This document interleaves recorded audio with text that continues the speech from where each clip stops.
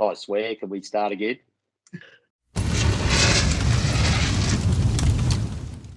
Hello and welcome to the Burning Questions. There's a little bit going on off air, it has to be said here. Dunn asking whether he's allowed to use profanities. No, not this time around. We will have to start again if you use any profanities, Aaron Dunn. But I'm about to mention the great work of Hip Pocket Workwear, and you've got Hip Pocket Workwear at home. Yeah, no, the shirt I had on the other day when you mentioned it, I should have probably had that on today, but that's where I get them done in town here. So just the good shirts. I'll tell you what, you've already copped some heat from Andy Gath, who it feels like he's in a bit of a mood. He hasn't tipped the winner in the last few weeks in terms of his best, and he's thinking, I'll tell you what, he's going to get nasty instead. Are you okay, Andy, or should we all be on guard for the next 20 minutes? No, I'm starting to simmer down, so it's okay. I'll be nice to everyone. Maybe not you, but the other guests I will be. Yeah, the humans you'll be nice to. That's the main thing, as long as you're nice to the humans. And Nikkita, how are you? It feels like this is going to be fast, frenetic, and there's going to be a traditional amount of insults thrown. So are you prepared for everything? I am ready to go, Bon. And as I said in the first take before we had to do a retake, really looking forward to this weekend's racing. It's pretty exciting to see some pretty quality horses stepping out. Yeah, if Andy hadn't made that early error, it'd be one take as per usual. But I'm working with amateurs. Let's get stuck into the burning questions. We'll start with you, Andy. Is Act Now classy enough to overcome his second row draw over the short trip fresh tonight? It's a very difficult thing to do. He's a horse that normally likes to be up on the premises somewhere.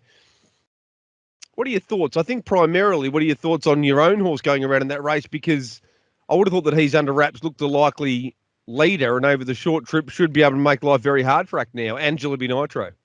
Yeah, no, definitely. Been quite happy with his under wraps. He trialled about 3 weeks ago, and he's really come on since that run. Act Now's a quality 3-year-old. He's performed really well in a lot of good races, but the 7 times he's won is the 7 times he's led, and obviously he's not going to be afforded that opportunity off the second row around Bendigo over the short. So, but he's still definitely the one to beat. But I think my horse will give him something to chase as well from the pole draw if the emergency comes out. So what we're often trying to do when we see horses resume, and it's a very difficult thing to do, is go, okay, let's have a look at the previous campaign form and say how close are we to that form we're looking at on paper compared to what we'll see first up. Yeah, well, he's under wraps been gelded since his last run actually. So we were a little bit road attitude towards the end of last campaign. A couple of races he probably should have been finishing off a lot better. So hopefully that's turned his attitude around. We think it has. So I'm expecting to see probably a better horse than last campaign. Yeah, I've been threatened to be gelded a few times. Fortunately, I've been able to escape the knife, Dunny, so far. But give us. I know this is a slightly ridiculous question, but give us a mile rate that he can run in front. Yeah, I reckon I'm sure he'd go 53 if the weather's okay, but yeah, might have to go 52.5. Who knows? I reckon that's bad news for Act Now and Jillaby Nitro, to be honest, because we see it so often, don't we? And you've been a victim of it yourself, as most participants have. Second row draws. If nobody else wants to do anything for you, then you have to do it yourself. And particularly over a short trip, if they're running time, gee, it's hard these days. No, that's dead right. Extremely hard, and you might think you've been disappointing in the race, and then you go and look at the sectionals, especially at Melton, and you think, God, you've run the third quickest last half. So, yeah, look, raced against Act Now a few times, and I was probably lucky enough to beat him in that Group 1, and yeah, just that draw over the short makes it tough, and but then after 100 it might all change. But look, you'd be on song to be going, but yeah, look, probably his best behind performance was in that APG final, which he went really good in that. So if he comes back a bit better, you never know. I'm worried for him, I've got to be honest with you, Skeeter. Jillaby Nitro is the other critical runner in the race, but hearing from Andy there, and that's critical information, I'm not saying it's going to be impossible for Act Now, but gee, he'd want to put up a Herculean performance first up from a break to be going sub 53, even at Bendigo, and winning from the second line draw. Yeah, there's no doubt about that, Bon. Look, he's a quality horse, isn't he? We have seen him race in the best races against his own age group, but he does have a few things against him. Obviously, back row draw over a mile. We have seen 3-year-olds stepping up, taking on the older horses. Sometimes that progression, that step can be a little bit difficult. And he is first up, which is so hard to win at this level first up as well. So look, I'd be far from declaring him, but there's no doubt that he is a quality horse and he can win the race, but he's going to have to bring his very best, that's for sure. Yeah, I think my opinion's been changed by Andy, to be honest. I probably thought he could win the race now. We can, but I think the percentages have dropped. Fresh Connection. They're associated closely with question 2 of the Burning Questions because they sponsor it. That's why question 2 is brought to you by the Fresh Connection, who export Australian fresh fruit to more than 35 countries, headed up by Damien Glengarry, who is the export manager and does a magnificent job, as Aaron Dunn does, in keeping his phone in a beautifully stable place. Hasn't he done a lot better than the younger players in this area? It's fantastic. You're doing a super job, just like Damien Glengarry. The Fresh Connection specialise in citrus, table grapes, and cherries and mangoes. Freshconnection.com.au is where you need to go. All right, let's get stuck into the second of the Burning Questions, sponsored by Fresh Connection. And we will start. We'll start with you here, Dunny, no doubt about it. Will Race Fitness and Advantageous Alley, or an Advantageous Alley, leave the 3-year-old contest at Bondi Lockdown's mercy? Now, you don't want to go in there thinking it's going to be all very easy, but I just see a situation with Major Moth drawn outside of you.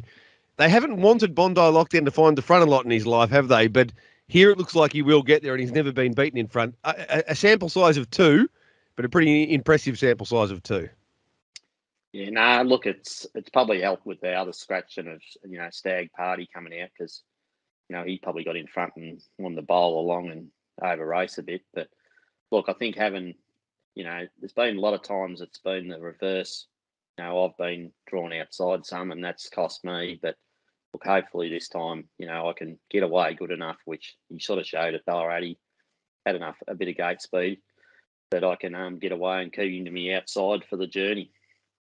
Yeah, I mean, the thing is, after that last up performance as well, you'd be thinking to yourself, they're going to let me pass at some point. Like a lot of the time, they have wanted to just keep you out, but at some point, there's going to be a realisation that it's no good for them if they don't give you the front.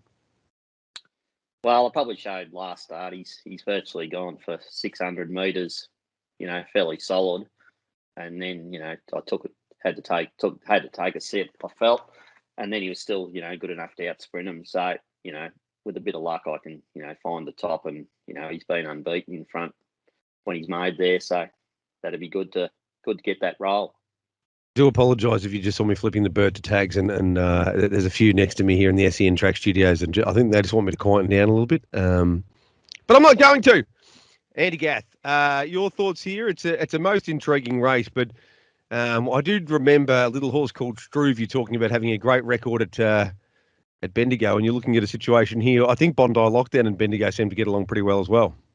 Yeah, no, he's a quality horse, and to do what he did last start, that's the show, of a horse that's going places. I think when things don't go your way and still able to win the race. So, Aaron's got him, at the top of his game at the moment, and we know what a great horse Major Moth is too, and he's first up, which won't matter too much. But again, just a barrier draw advantage, and obviously they've got a bigger fish to fry.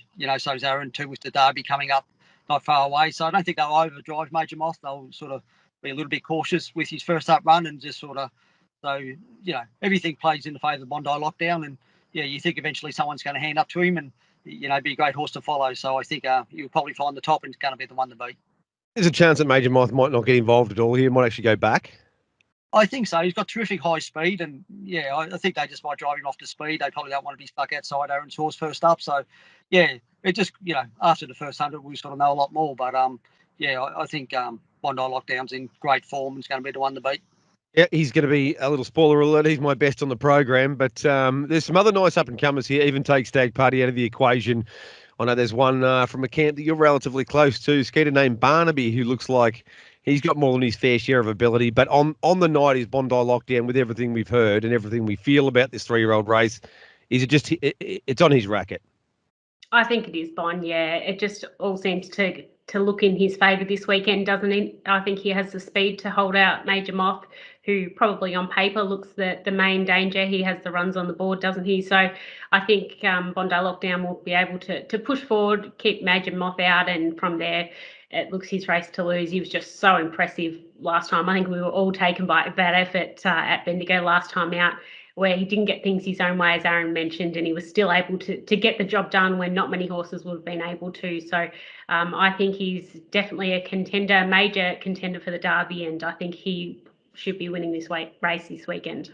Oh, poor old Dunny's starting to shake it. He's just going, could everyone stop saying nice things about Bondi Lockdown? Leave it to me. If I want to pump him up, that's fine. But if you people in the media could just calm down and Nacho, that'd be extremely nice. But he's an outstanding horse. Last 2 times I've been Does put a bit of pressure on, I can tell you. Well, the last 2 times I've been to Bendigo at the end of the night, Kirsten Graham and I have discussed the run of the night. It's been Bondi both times, and I think it will be again. But if you want to beat the big boys, we're going to talk about you, Dunny. Has Majestuoso, third question here, Andy, matured to such a degree we can label him in the Australasian Trotting Championship? Now, that sounds like a funny question, but even particularly as he absolutely brained his rivals in this race last year and in back-to-back standing starts, but still at the start, he still looked like he could do things wrong on that immaturity that he had early. He just prance around and do his little Majestuoso thing. But is he at the level now of professionalism where he'll just settle nicely behind the strands, ping them, and we can just say he's the best horse in the race, he wins? Yeah, I wish it was that easy. Standing start racing is so much different to mobile racing.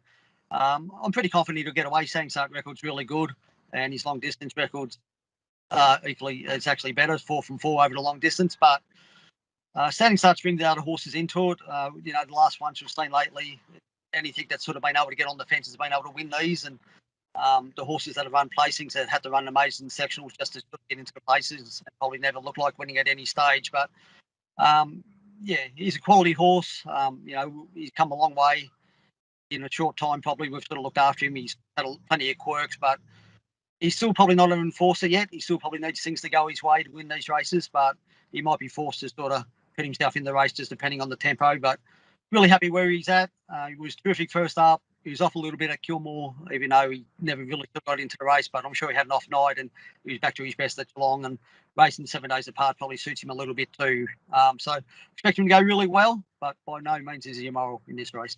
That experience he's got, though, because you look at a couple in this race, Andy, and Sleepy and Cover of Darkness, who've never had a crack at the standing start before, and you think to yourself, well, they don't really seem like standing start horses anyway, so, you must feel relatively confident that you'll be in front of, quite a few pretty early on, because when he has begun well from behind the stand, he makes up his ground really quickly. He doesn't have that mid-race speed, but that speed that he has inside of him, he can use at the start of a standing race as well.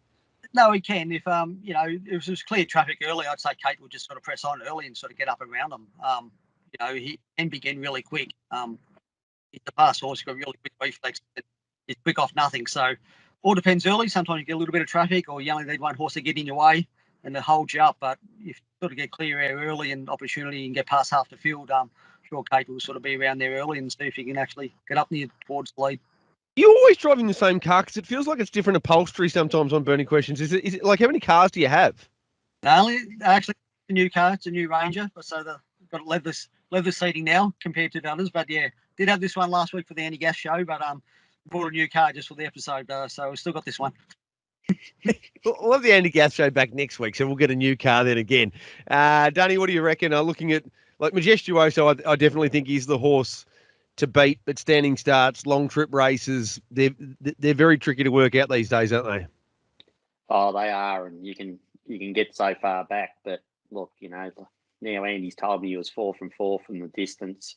He's just such a fast horse, and he's got plenty of time to put himself in the race. Yeah, I didn't realise Sleepy and Cover of Darkness hadn't had a stand, but Cover of Darkness, he was doing a warm up before I raced the other night at Bendigo, and by crikey, he was fairly excitable. So, but he's got the outside of the front, which will help him, be away from a few. So, but look, he's a nice horse, and when he's fast, he's fast. No doubt about it. And the best thing is, Dunny, that Andy and I are not only educating those at home, but also educating you at the same time. And I think that's a beautiful thing for us all, telling you about the long trip record of Majestuoso, who hasn't been to the Strands. What are your thoughts here, Skeeter? Like, in my major quaddy, I'm going to have Majestuoso one out, but I think Andy's right. I don't. It's very hard in these sort of races just to completely label them. Yeah, that's game of you, Bon. I tended to think that this races very open just because we just don't know how it is going to play out. There are plenty of question marks, and we have seen over the past few weeks as well that horses off back markers, sometimes they just cannot get into it. The sectionals that they have to run to win or even run a place are just crazy. So look, don't get me wrong, I think he's the horse to beat, and he is my on top selection, Majestuoso, in the race, but yeah, he's going to need to step away well, which we know he generally does, but it's not going to be easy for him, that's for sure. So I'm with him, but I think it's all going to depend at what happens at the start and how the races run. I think he's made of he's a different breed to a couple of others that have had to work their way into it. I think he'll be past more than half the field within 100 metres, and then he'll be right up there. I thought Bondi Law was his major danger person. Who do you think, if you could pick one major danger in that race, who would it be, Andy? The pole horse. You're agreeing with me, but you don't want to say the actual words that I've said. Is that what we've come to there? Well, we pronounce it differently, so I didn't want to upset you and say it wrong. That's okay. I'm not that culturally sensitive. If you don't know how to say Mouldy properly, that's nothing wrong with you, Andy. You're a great man. The final question. And the last of our burning questions is sponsored with thanks to Falvo Fruit, specialists in table grapes. Since the 1960s, Michael and Josie Falvo are keeping their tradition going, and everyone loves their grapes. I've got some big purple ones at home at the moment. I don't like the seeds. What can you do for me, Falvo? Keep an eye out for Falvo Fruits. You know you'll love them. You know you'll love them. Stop denying it. Final question. Does General Dodge cross the lot in the Caduceus Classic? And if yes, what happens from there? We'll start with you, Aaron Dunn.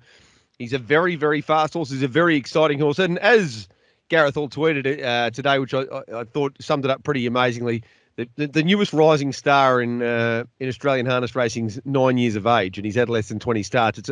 It's a freaky sort of a situation. But what does your map look like in that very good Group 1?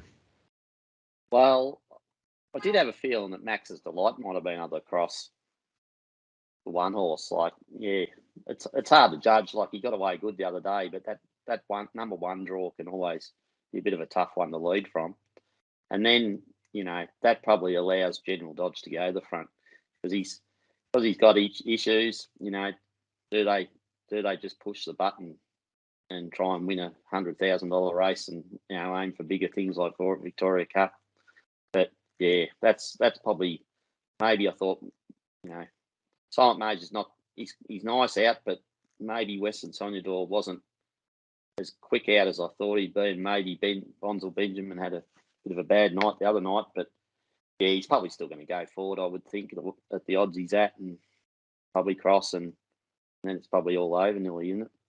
Well, it's interesting. I think your map's probably a little bit different than a few others. I'll go to you, Skeeter. I'll say that I thought probably having a good look at it, that it would be hard for Max Delight to cross. General Dodge would get across, but then I see him handing up to a horse like maybe Max Delight at that point, or Will Stride if he was on the scene quickly enough. We'll ask Andy about that in a moment. But what were your thoughts? Do you think maybe General Dodge, if he does, does he find the front? And if he gets it, does he keep it, or does he hand over? I think if Jason Lee wants to find the front, he probably can. He spoke to Tim O'Connor yesterday on radio and kept his cards pretty close to his chest. He didn't give away too much.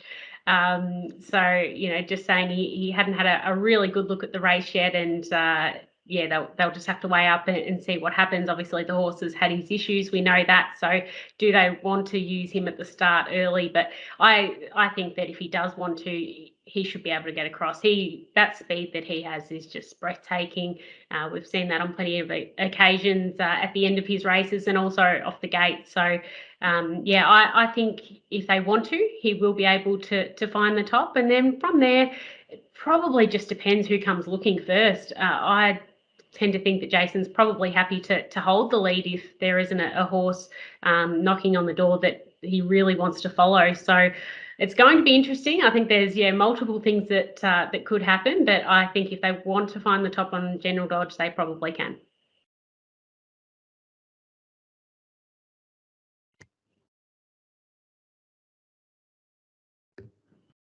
Bon, you're on mute. You've muted yourself somehow. This is an amazing performance. Hang on. You're back. Am I back? You're back. Yeah. Having quite a day here. And you know why it muted me? Because I was having a go at you, Skeet. I was saying if Jason Lee says that he hasn't had a good look at the race yet, he's not keeping his cards close to his chest. He really hasn't had a good look at the race yet. He'll have a good look about 7:40 on Saturday at Bendigo, I reckon, have a good look at the race. What do you reckon, Andy? We're getting some dissenting opinions here. I thought the idea of leading and trailing was probably the likely scenario, but not everyone agrees. Yeah, I think depends how hard he works, I suppose. If he leads easily, he might decide to hold it. But if he sort of has to work pretty hard to get past Max Delight and Western Sonador, he might decide to hand up. So it just depends what the other runners do, I suppose. Obviously, got Wolf Stride in it. He's probably never shown much gate speed throughout his career yet. But, we'll be trucking forward and get out as quick as we can. But, yeah, no, he's a speed freak, General Dodge. There's no doubt about that. He's super fast off the arm and he's super fast at the end of the race too. So, he's got weapons at the start of the race and the end of the race. So, it'd be interesting. But I personally think he'll cross, and I personally think he'll probably hand up eventually. A little birdie told me that you've called General Dodge the fastest horse you've ever seen. I don't want to name the person because, I'm the Mighty Quinn himself is already feeling pretty disrespected by this entire conversation. But are these comments you've actually made, Andrew? Yes, no, they are. I've seen him trial a lot throughout his career. Yeah, he just got amazing speed. I think for 200 metres, he's as fast as horse I've seen. That's extraordinary. That's a big call. It's going to be very hard to beat him on Saturday night, no matter what the tactics are. With Wolf Stride, before we go to the best bets, will you be talking to Kate and saying try and be there on the scene as quickly as possible in case the hand up is there and you might be the one that gets to be the beneficiary? Yeah, obviously. Again, he's never shown a lot of gate speed before, but we'll be trying to get out the gate as quick as we can. And he might be left park, but so be it. That's where he's drawn. Someone's got to draw him 7, so he'll be better for the run last week, and he'll be better for this run too. But I expect him to run a pretty good race. I'm sure the track record's going to be in a little bit of danger here, I'd say. All right, I'm going to keep myself off mute for this because it's pretty important. It's the best bets time of the burning questions. The show after the Andy Gath show. Now we're following to try and get the big ratings. All right, Dunny, we're going to go with you first. Who's your best of the night? Well, yeah, I was sort of hard. Probably after this, I've changed, and I'll just stick with my horse Bondi. Actually, I was thinking of going Max Delight for an each way bet, but is this the best winning chance? This is you can make it up in your own mind, but best bets, which means next time we have you on the show, you want to find one that's going to win, right? Dunny, because you told about it if you don't. I'll stick with Bondi then. All right, that's one Bondi Lockdown. I'll already say mine is also Bondi Lockdown. I think sometimes these races, particularly on a Saturday night, are very hard to work out. I don't think this one is that hard to work out. Bondi Lockdown in front, all the way winner. Sketty, you've teared up a bit there with the giggles. Now talk to us. Who's your best of the night? I'm making it 3 Bondi Lockdowns. It was just such a hard meeting to try and find the best bet. I said to Aaron and Andy off air when you were running a little bit late that there's just multiple winning chances in almost every race. It was it was quite hard to find something that I was really confident about. But most of my confidence is with Bondi Lockdown. So no pressure there, Aaron. But that's 3 for Bondi Lockdown. Incredible stuff. And how about Skeeter? Really, first rule of broadcasting is you never throw your fellow broadcasters under the bus. She's mentioned now to the viewers I was late. There was a take 2 for the first time in the history of burning questions, and even yelled out you're on mute, Bon. So, I mean, but somebody had to tell me, I guess. Somebody had to tell me. So fair enough. Andy, here we go. Can he be the comeback kid? He found Struve a couple of weeks back, but his last 3 he's missed out on. Has he got a best bet for us? Will it be 4 Bondi Lockdowns? I'm going to tease under wraps. Who was it, Andy? No, going to have to wait until race 11, number 7, Assassinator. So if I get it wrong, it's 11:03. Most people will be asleep anyway. But, I just think it's a big drop down in class for him, and he's going really well. So Assassinator for me. Assassinator. Do you put in an algorithm that says the figure form line has to be the numbers have to add up those 5 numbers to 25 or more, or you're not playing? What's the go? No, that's it. It just don't bag me. I'm not bagging. You've done an exceptional job of being able to find horses with poor figure form lines and find a way to get them to win. Even maybe they hear about it. Yeah, they haven't won forever and gone. Andy thinks I can win. Andy, maybe I can win. Assassinated in the last race, race 11, number 7. I made it 4th pick. I'm not changing. Well, Hey, guys, thanks very much for joining us on the Burning Questions. It's been a lot of fun, as per usual. You're still smiling, Dunny, even though we've now put stacks of pressure on you with Bondi Lockdown. Make sure you get the front, all right? Oh, well, we'll see what happens anyway. There's still probably a few trying to hold me out, though. You wouldn't know. I tell you what, I'll bring a blood pressure pill to the track just because you're already starting to get wound up about that race. Well done to you, Andy Gath. Well done to you, Skeeter. And well done to you, Jay Bond. You really hold the ship together like a legend, even though people want to have a go at you. Time to say sayonara. We'll be back next week, hopefully, with us all celebrating winners here from the Burning Questions.